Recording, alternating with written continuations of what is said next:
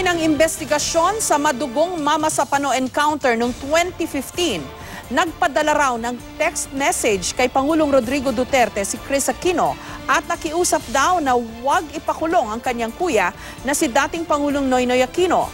Isa si dating Pangulong Aquino sa pinaiimbestigahan ukol dito. Live mula sa Quezon City, may report si Joseph Morong. Joseph? Jessica, hintayin na lamang daw ni Pangulong Duterte na matapos ang investigasyon na ginagawa nitong ombudsman sa madugong Mama Sapano encounter. Sa halip na magbuo ng isang independent commission para malaman ang totoong nangyari sa engkwentro ng ikinamatay ng 44 na miyembro ng PNP Special Action Force. Sabi pa ng Pangulo, nag-text pa raw sa kanya ang kapatid ni dating Pangulong Noynoy Aquino na si Chris Aquino para may ipakiusap. Si Chris nag-text. So wag mo namang ipakulong si Noynoy. Sabi ko, no Chris, I am not out to find faults. I just want to know the truth. It could be nice to hear, it could not be pleasing. I am not going ahead with the creation of the commission because apparently the ombudsman has said that it's still pending before them. So I do not want to have a multiple incongruity, especially if one finding fights with the other. So hintayin ko na lang. Ito ang isa sa mga naikwento ng Pangulo sa harap ng mga negosyanteng pinakamalalaking nagbabayad ng buwis ng ilunsad ng Bureau of Internal Revenue o BIR ang tax season. Pangako ng Pangulo sa mga negosyante magbayad lamang ng tama at on time at walang korupsyon na magaganap sa gobyerno. Kasi sabi ko, San, ano bang sabihin ko dito sa kanila? Bayar yan patayin ko kayo. So do not say that. Inulit ng Pangulo ang kanyang kampanya sa droga at korupsyon. Ginagawa raw niya ang ginawa niya nung mayor siya ng Davao. At kung noon binalaan niya ang mga nagsisiga-siga, ganun din daw ngayong Pangulo na siya. Ang gwapo sa Davao, ako lang. Para walang gulo. Kasi kung if you compete with me, mas gwapo ako sa mayor. Sino ba yung mayor na yan? Eh marinig ko yan, matouch mo ang pride ko. Kasi ang pagkaalam ko talaga, gwapo ako. Sabi ng nanay ko eh. Naikwento rin niya sa mga negosyante na minsan daw ay sumakit ang kanyang puso kaya kinailangan niya magpatingin sa doktor. Galing na ako, na-late ako, pardon me, nag-AKG ako. Not feeling well. Sabi ko, masakit man ang puso ko. Pagdating ni Dr. Del Rosario sa Cardinal Santos, dala-dala niya yung EKG niya. Sabi, wala man diferensya ang ano mo. Baka ano ka lang sa EKG.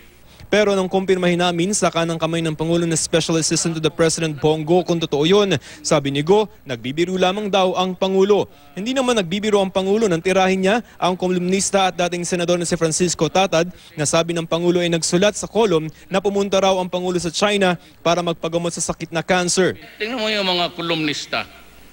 May isa pa diyang idyoto na pumunta daw ako ng, you know, this guy, Tatad, he read the proclamation 10:81. Hindi na nahiya ang pal ng muka niya. Then slowly he redeemed himself by writing, saying that I went to China. Totoo, nagpunta ako ng hospital. Nagpatuli ako. Sabihin mo sa kanya. Nabanggit din ng Pangulo na seryoso siya sa plano niyang paglinisin ng Pasig River ang tinatayang 400 na mga pulis na kinailangang i-retrain ng PNP. Naikwento rin ng Pangulo ang tungkol sa kanyang personal na buhay tulad ng sa anak niyang si Sebastian o Baste. Nasasaktan na raw siya kapag sinasabi ng mga apo niya na mas mahal nila ang kanilang mama kesa sa papa. Kaya nanawagan na raw ang Pangulo kay Baste sa pamamagitan ng media dahil kahit daw siya ay hindi niya alam kung nasaan ito. Kahit ni Baste, yung si Loverboy, ayaw ko lang siraan, baka magalit. Ako ang some are making good, some Inday, si Mayor, si Pulong, is by. Itong kay Baste, pati yung ibang apo ko, ako ang kaya nga sabi ko na nasasaktan ako nung marinig mo na, alam mo, papa mo, mama mo, mama lang. Ngayong anak ko si Basti, yung tatay, Basti ka na saan ka? Hindi ko naman talaga alam kung nasaan eh. I took advantage of the national coverage.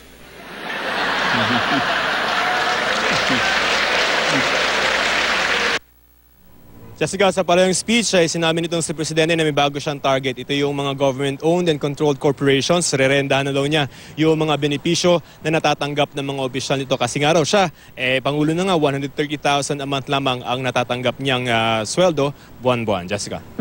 I'm sure sa dami ng mga sinabi ng Pangulo, ang tumatak ng husto ay yung tungkol sa anak niyang si Baste. Talagang nilaglag ng Pangulo sa National Live TV yung kanyang anak, Joseph, ha? Mukhang sanay naman yung bata dun sa ginagawa ng tatay niya. You remember, yung hindi naman yan yung first time. I think this is second or third. At sinasabi lang naman nitong si Baste ay chill lang pa. Tapos nagpapaliwanag siya dun sa mga... I think, but the message of the president is that, kailangan niyang makausap yung anak. So mukhang sana man nag-usap silang dalawa. Kasi mukhang si presidente, medyo hindi man sinasabi diretsahan, ay nagkakaroon siguro ng konting struggle, no? Or nahihirapan ng konti sa pagsustento doon sa mga apo ng konti. Or baka gusto lang niyang magparamdam itong si Baste, Jessica. Napakalaking usapan ngayon na Joseph itong tungkol sa taxes, no, yung tax reform. Nagpahayag ba ang Pangulo kung saang panig siya dito sa magkabilang panig on taxes, yung tax reform?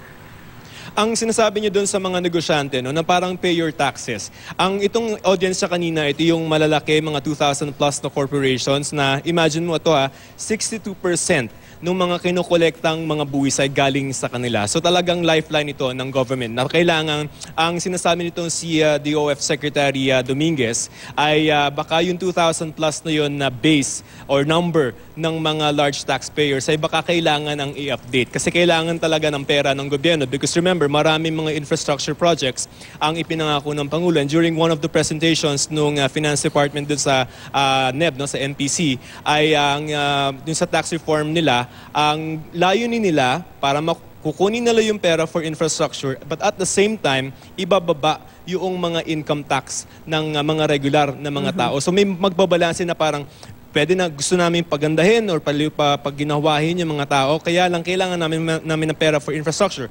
Ang plano ng DOF ay singilin yan sa mga excise tax sa oil at saka yun sa mga bumibili ng mga kotse, Jessica. But ang message ng Presidente ay pabiro, no? Sabi niya, kung magbayad kayo ng tama, kundi alam mo na, yung kasunod. Pero message is clear na parang you have to pay your taxes on time and dapat yung natatamang share, Jessica. Maraming salamat sa iyo, Joseph Moro.